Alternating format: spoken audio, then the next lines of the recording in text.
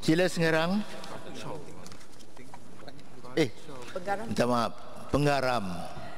Terima kasih Yang Berhormat Datuk Speaker. Selamat tengah hari dan salam sejahtera. Dengan penuh rendah diri, Penggaram mengucap terima kasih kerana diberikan kesempatan untuk mengambil bahagian dalam perbahasan usul menjunjung kasih ke atas Tita Duli Yang Maha Mulia Sultan Johor sempena pembukaan rasmi Penggar ke-4 Dewan Negeri Johor ke-13. Yang Berhormat Datuk Speaker, selaku saf pembangkang, kami akan memain peranan lebih aktif dalam membentangkan idea-idea bernas yang bermanfaat rakyat. Kami yakin idea yang baik tentunya akan diguna pakai oleh kerajaan. Keyakinan ini kerana kami amat yakin dalam sebuah sistem demokrasi yang matang dan sihat, rakyat akan beroleh manfaat atas persaingan idea antara parti pemerintah dan pembangkang. Contohnya, kami konsisten terhadap isu pengangkutan awam termasuklah perkhidmatan bas percuma. Kesannya kerajaan negeri telah mengumumkan pelaksanaan perkhidmatan bas percuma di Johor Bahru untuk tahun 2016 dan meminta anak syarikat Jacob untuk menambah baik lagi sistem perkhidmatan bas antara bandar. Ada pandangan mengatakan bahawa pembangkang akan rugi jika UMNO BN meniru idea-idea yang kami bawa. Namun kami bermangga jika idea-idea yang kami lunaskan menjadi sebab kepada rakyat untuk mendapat kehidupan yang lebih selesa, sekalipun idea tersebut diceblak dan dilaksanakan oleh pihak kerajaan. Bagi kami, ia sebenarnya adalah sumbangan kami untuk kesejahteraan rakyat. Kami optimis bahawa rakyat rasional dan bijak menilai komitmen serta visi yang kami kemukakan. Kami yakin rakyat akan berikan peluang kepada barisan pembangkang untuk memainkan peranan lebih besar sebagai kerajaan bagi merealisasikan perubahan-perubahan demi kesejahteraan negeri Johor. Yang Berhormat Datuk Speaker, kami mengadu-alukan pengumuman Pedan Pertumbuhan Strategi Johor kerana pedan seperti ini memberi peluang kepada rakyat untuk memahami pemikiran ekonomi kerajaan negeri Johor. Sebenarnya pendekatan yang lebih baik mengikut lunas demokrasi yang matang adalah dengan menjalankan konsultasi atau perundingan sebelum diumumkan pelan tersebut atau dasar-dasar lain. Ini termasuklah melibatkan pembangkang negeri Johor.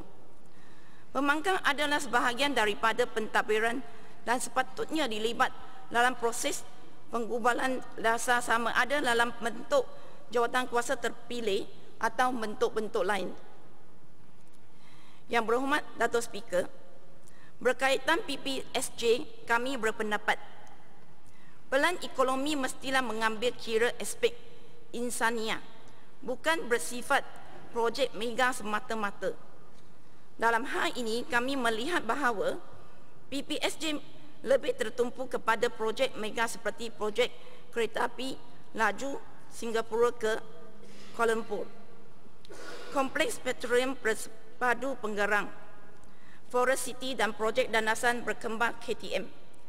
Seperti yang dinyatakan oleh Perdana Menteri Datuk Seri Najib Razak dalam ucapannya, projek-projek mega ini dikatakan sebagai pemacu ekonomi Johor. Namun bagi kami, jika kita mengambil PIPC sebagai contoh, jelas sekali kerajaan tidak wajar memberikan tumpuan terhadap projek ini dalam keadaan harga minyak global yang masih rendah. Namun malangnya kerajaan tetap meneruskan pembangunan mega ini tanpa mengira kesesuaian keadaan ekonomi sama ada yang lembab sekarang ini. Mengambil projek kereta api laju sebagai satu lagi contoh, Pakatan Harapan telah mencadangkan agar projek ini dihentikan menerus bajet alternatif 2016. Ini kerana keutamaan bagi rakyat pada masa ini bukan projek mega yang akan memanfaat Singapura ke Kuala Lumpur jika hendak dibandingkan dengan keperluan agar dibangun rangkaian kereta api dari Kuching ke Tawau. Kedua, kita perlu menjawab kepada persoalan apa kayu ukur kejayaan PPSJ. Adakah kemasukan pelaburan ke sektor hartanah di selatan Johor boleh dikira sebagai ukuran kejayaan PPSJ? Menjawab persoalan pelan ekonomi negeri yang mementingkan pembangunan insania tadi, kami berpendapat PPSJ tidak boleh dianggap berjaya sekiranya bangsa Johor masih terpaksa ke Singapura atau Kuala Lumpur untuk mencari rezeki. Bagi kami, PPSJ hendak mampu menawarkan kepada bangsa Johor untuk bekerja dalam industri atau sektor pertanian dan industri lokal dengan tawaran gaji yang baik menerusi penggunaan sistem teknologi yang efisien serta pekerja berkemahiran tinggi.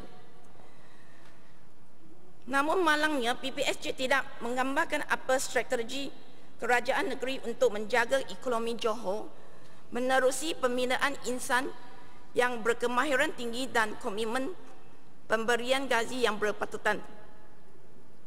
Kesannya kerajaan negeri tidak akan mampu memberikan solusi kepada isu kemanjuran warga asing kemahiran rendah di Johor dalam bidang perindustri dan pertanian negeri. Akhirnya bangsa Johor khususnya anak-anak muda ibadat dianaktirikan negeri sendiri. Bolehkah PPSJ menjamin akan sampai masanya satu generasi nanti ekonomi Johor tidak lagi memerlukan buruh asing tanpa kemahiran dan anak Johor tidak perlu bekerja di Singapura atau Kuala Lumpur? Ini adalah cabaran sebenar untuk kita semua. Persoalan yang mesti dibangkitkan adalah bagaimanakah mekanisme kerajaan negeri untuk menaik taraf industri kecil dan sederhana dan juga sektor pertanian yang diliputi sebahagian besar negeri Johor. Dalam hal ini, pembangkang memandang serius dengan menggariskan agenda fokus kami iaitu membangunkan ekonomi untuk rakyat. Agenda ini akan memfokuskan isu-isu seperti peluang pekerjaan anak mula, keadaan ekonomi di kawasan separuh bandar dan keperluan ekonomi masyarakat dalam aspek pertanian khasnya di zon Johor Utara dan zon Johor Tengah.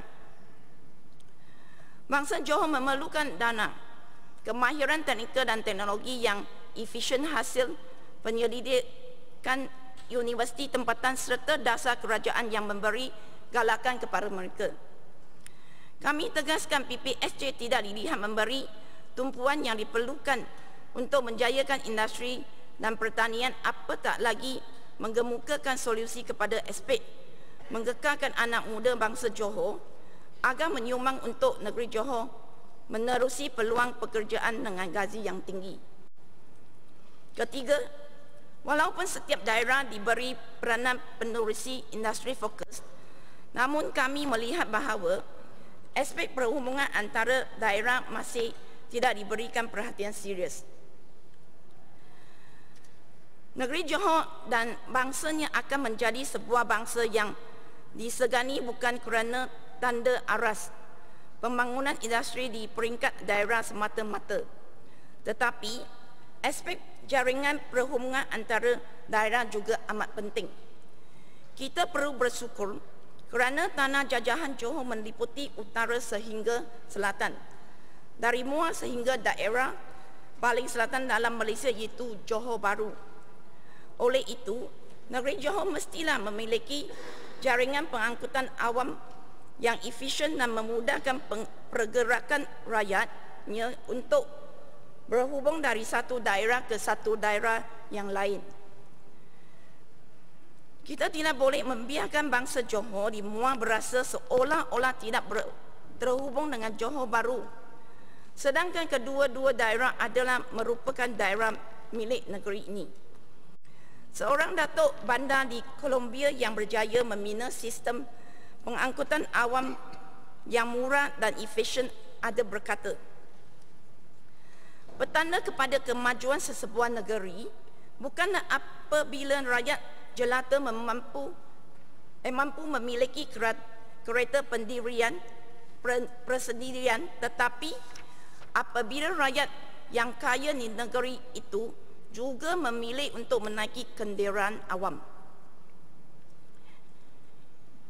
Ini bersesuaian dengan satu lagi agenda fokus kami, di mana kami amat yakin kehidupan bangsa Johor akan bertambah baik jika perkhidmatan pengangkutan awam mampu membawa mereka dari satu lokasi ke lokasi yang lain mengikut masa yang tepat, pantas, selamat dan rangkaian akses yang luas. Kami mengucap tahniah atas pengisytiharan perkhidmatan bas percuma yang dianjurkan oleh kerajaan negeri kerana ianya amat sejajar dengan seruan yang telah pun kami utarakan sejak beberapa kali sidang DUN sebelum ini. Namun masih terdapat beberapa kelompangan yang perlu ditingkatkan lagi seperti perkhidmatan bas antara bandar dengan izinnya intercity dan juga bandar-bandar di zon Johor Utara dan Tengah. Keempat, kami konsisten dengan pendirian bahawa pelan ekonomi Johor tidak boleh hanya tertumpu terhadap sektor hartanah dan wilayah Iskandar sahaja. Pembangunan yang lestari dan memanfaat semua rakyat perlu memberikan tumpuan kepada sektor tempatan yang benar-benar wujud, bukan sekadar hartanah semata-mata. Begitu juga dari hal pembangunan yang baik tidak seharusnya tertumpu kepada wilayah Iskandar atau Johor Selatan sahaja. Johor Utara dan Johor Tengah turut memerlukan dasar yang boleh menjamin pembangunan dan memanfaatkan generasi bangsa Johor yang akan datang. Melihat semula PPSJ, kami khawatir ia sekadar mengangkat daerah-daerah di Johor dengan penjelamaan semula menerusi industri sedia ada, namun tidak memikirkan kaedah memajukan industri agar benar-benar menjadi hub industri lokal. Contohnya Tangkasa memangnya sejak dahulu lagi terkenal sebagai sugar tekstil. Tetapi persoalannya, adakah kerajaan negeri berhasrat menjadikan daerah ini sebagai lokasi pusat industri penggeluar tekstil yang dapat memaksimumkan kemahiran anak-anak Johor, bukan sekadar menjadi pusat dagangan barangan luar negeri atau luar negara semata-mata. Walaupun begitu, kami memuji usaha kerajaan negeri menerusi pelan pertumbuhan strategi Johor. Namun ia mesti disusuli dengan perincian serta langkah-langkah empirikal dengan menjadikan penekanan kaedah pembangunan insanian dan dasari bagi memastikan bangsa Johor benar-benar memperolehi manfaat atas setiap peran ekonomi yang pembangunan yang ingin dijalankan. Jangan sampai ia menjadi ibadat indah khabar dari lupa. Yang berhormat Datuk Speaker, Duli Yang Maha Mulia Sultan Johor Sultan Ibrahim Sultan Iskandar turut bertitah mencadangkan penubuhan sebuah bank Johor. Saya merafat sembah dan mengalu-alukan cadangan ini. Dari satu aspek, cadangan mewujudkan bank Johor amat wajar sekali, khususnya dalam memberikan tumpuan kepada aspek menaik taraf industri kecil dan sederhana serta sektor pertanian. Bank semasa melibatkan IKS dan juga Agrobank tidak berjaya memberikan tumpuan serius dalam aspek mengembangkan industri kecil dan sederhana serta sektor pertanian. Bank perdagangan pula terlalu fokus terhadap pinjaman melibatkan hartanah, pinjaman kenderaan dan pinjaman kepada syarikat berskala besar. Menurut maklumat pada tahun 2014 daripada Bank Negara, Bank Perdagangan menyediakan purata 60.14% pinjaman kepada sektor isi rumah, manakala hanya 9,09% daripada pinjaman disalurkan kepada sektor pertanian, pembuatan, perlombongan dan utility. Oleh itu, Bank Johor berpotensi menjadi salah satu bank yang dapat membantu mengubah landscape industri kecil dan sederhana serta sektor pertanian di negeri ini untuk berkembang maju. Yang berhormat Dato' Speaker, saya ingin mengemukakan 4 perkara berhubung Bank Johor. Pertama, bank perdagangan utama telah berlebihan dalam pemberian pinjaman kepada sektor hartanah, sedangkan untuk tempoh jangka masa panjang, sektor hartanah bukan sektor yang bersifat produktif. Kedua, dalam menghuraikan hal ini, kami melihat bahawa pemberian pinjaman untuk sektor hartanah lazimnya berhubung langsung dengan aspek kecukupan pendapatan seseorang peminjam. Pinjaman berkaitan hartanah akan gagal diperolehi tanpa jumlah pendapatan yang bersesuaian ataupun tinggi. Justru, pinjaman kepada individu yang berpendapatan rendah hanyalah akan menjunamkan mereka kepada bencana kewangan isi rumah untuk satu tempoh yang panjang.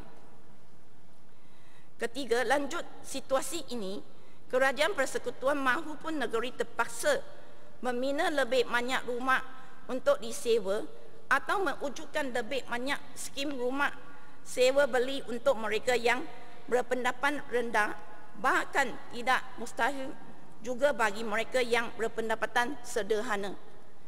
Justru, jika Bank Johor dapat berfungsi melakukan transformasi besar untuk menaik taraf industri kecil dan sederhana serta sektor pertanian, secara tidak langsung ia akan turut membantu mewujudkan peluang pekerjaan serta meningkatkan pendapatan bangsa Johor. Secara tidak langsung juga ia akan meningkatkan kuasa beli dan menaikkan aras boleh pinjam bangsa Johor terhadap pinjaman hartanah dan perumahan yang sedia ada ditawarkan oleh bank-bank perdagangan. Keempat, kami menyeru agar reserve yang terhad dan dana kerajaan negeri Johor serta GLC digunakan secara strategik untuk meningkatkan produktiviti jangka panjang negeri Johor.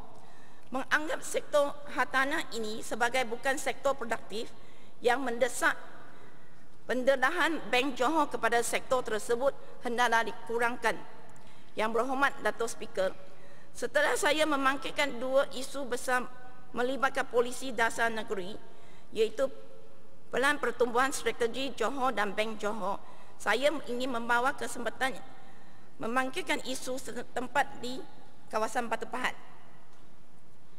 Yang berhormat Dato' Speaker, untuk makluman Dato' Speaker, projek perancangan pinggir Batu Pahat fasa pertama sepanjang Sungai Batu Pahat telah bermula dengan proses merobohkan kediaman dan bangunan di sepanjang Sungai Batu Pahat dari pintu Abu Bakar Condong, air Bakar Condong hingga ke pintu air Jalan Sultanah pada 28 hari bulan Mac. Jawapan yang saya terima daripada Dewan Yang Mulia ini menyatakan bahawa pedan induk yang dikeluarkan oleh pihak Jabatan Landscape Negara yang menangkumi perancangan yang bermula dari jambatan Sungai Batu Pahat sehingga di hadapan pasar awam, iaitu sepanjang 1,5 km. Perancangan pembangunan ini dibahagikan kepada 2 fasa, di mana fasa pertama dicadangkan dari jambatan Batu Pahat sehingga Jalan Abu Bakar. Saya berasa kecewa kerana projek ini telah dijalankan tanpa mengikut jawapan yang diberikan oleh pihak Dewan Yang Mulia ini. Untuk maklumat Dato' Speaker, saya tidak memantah pembangunan ini dijalankan, tetapi sekurang-kurangnya perlulah diadakan dialog antara agensi kerajaan yang terlibat dengan penduduk, bukan menyampaikan mesej melalui orang tengah.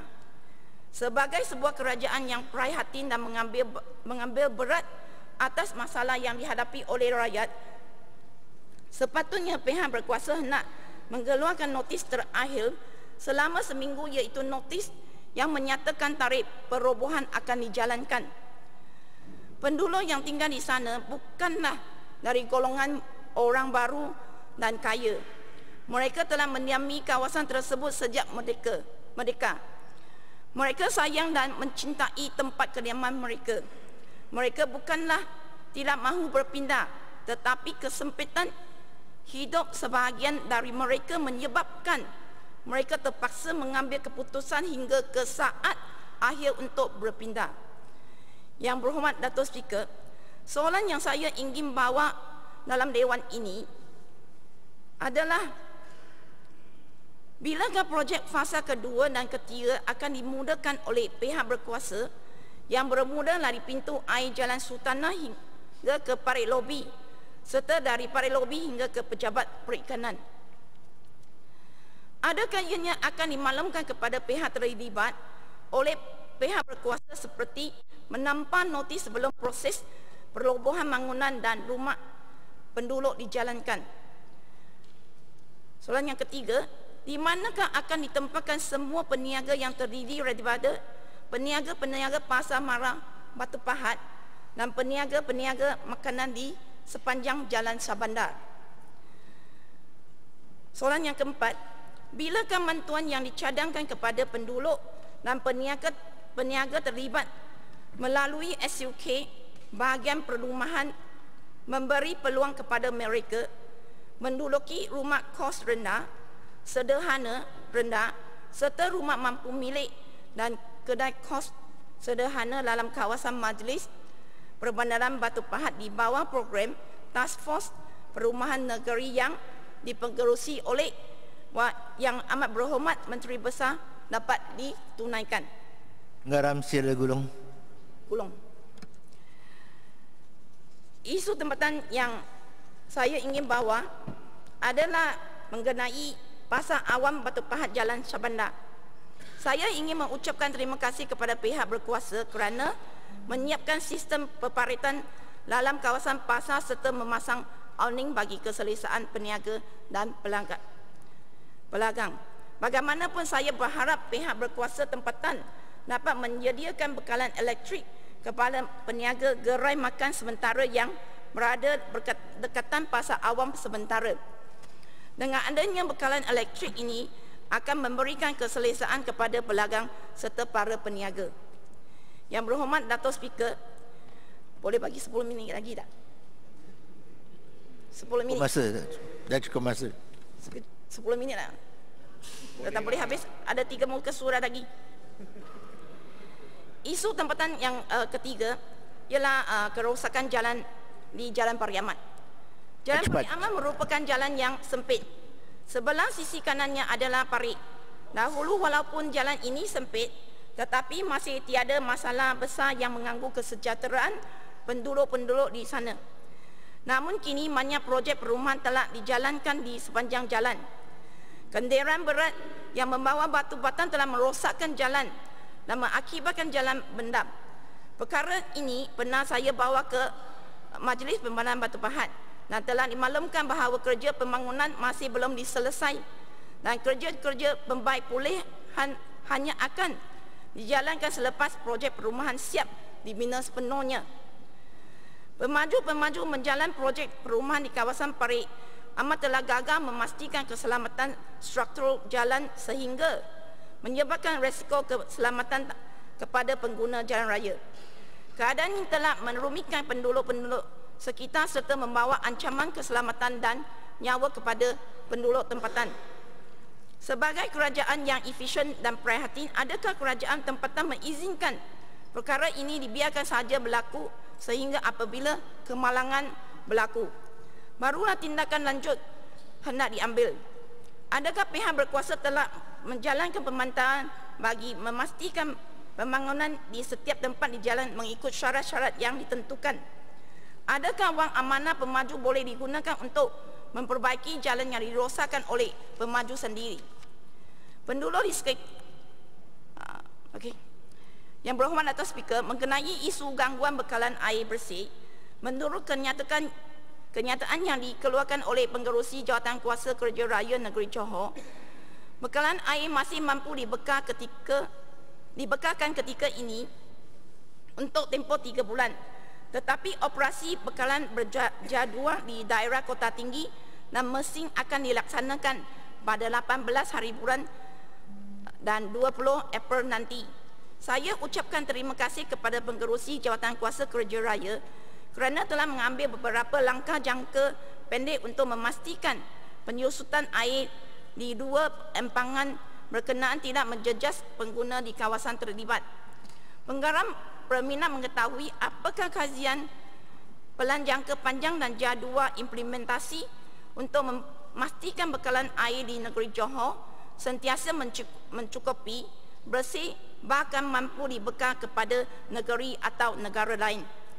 Cuaca panas atau kemarau tidak boleh menjadi alasan bahawa air bersih tidak boleh dibekalkan selagi mana usaha yang benar-benar serius belum diambil. Setelah berusaha, barulah kita serah segalanya kepada Tuhan. Dengan ini barulah rakyat yakin bahawa kerajaan negeri mampu dan berazam mengatasi masalah air tersebut. Saya amat bersetuju dengan pandangan Duli Yang Maha Mulia Sultan Ibrahim bahawa kerajaan harus menggalakkan supaya setiap rumah mempunyai sistem pengumpulan air hujan untuk kegunaan luar. Saya mencadangkan kepada kerajaan agar memberi insentif kepada pemaju perumahan yang memasang sistem pengumpulan hujan di kawasan rancangan perumahan mereka. Air hujan yang dikumpul itu dapat digunakan untuk kerja pembersihan, menyiram tumbuh-tumbuhan dan sebagainya. Usaha ini merupakan usaha yang patut dimulakan sehingga semua taman perumahan baru yang dirancang mempunyai sistem tersebut dan amalan memasang sistem pengumpulan hujan menjadi amalan rakyat. Pengarah sila duduk. Ahli yang berhormat, sidangan ditangguhkan hingga jam 2:30 petang.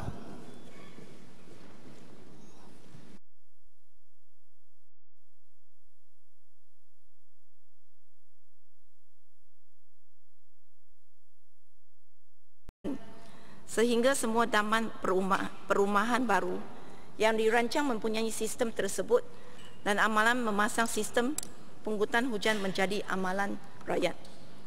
Pada tahun 1963, negara Hong Kong telah mengalami krisis air yang serius. Pada masa itu, kerajaan Hong Kong mula mengekstrak air laut untuk kegunaan tandas, menjalankan proses penurunan air laut, menggumpul air hujan dan juga menjalankan kitas air semula untuk kegunaan menairi taman, padang golf, tanaman landscape bandar, membersihkan jalan raya dan kegunaan industri. Dengan usaha ini, kerajaan Hong Kong berjaya mengurangkan penggunaan air bersih sebanyak 20%. Meningkatkan kesedaran awam terhadap kepentingan berjimat cermat dalam menggunakan air juga adalah langkah yang penting. Saya mencadangkan alat penjimatan air juga dipasang di premis pejabat kerajaan dan juga di tempat orang awam. Kerajaan perlu menjadi teladan kepada rakyat untuk dicontohi.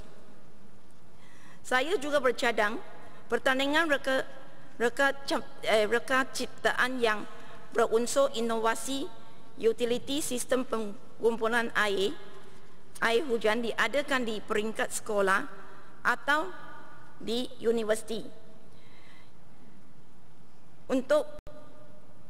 Dengan usaha ini, kita dapat memperkembangkan teknologi menggumpul air hujan agar lebih berkesan. Aktiviti ini juga boleh mendidik generasi anak muda kita menghargai dan menjimatkan air. Akhirnya, penggarap sekali lagi mengucapkan terima kasih atas peluang yang diberikan untuk mengambil bahagian dalam perbahasan usul menjunjung kasih ke atas Tita Duli Yang Maha Mulia Sultan Johor sempena pembukaan rasmi Penggar keempat Dewan Negeri Johor ke-13. Terima kasih.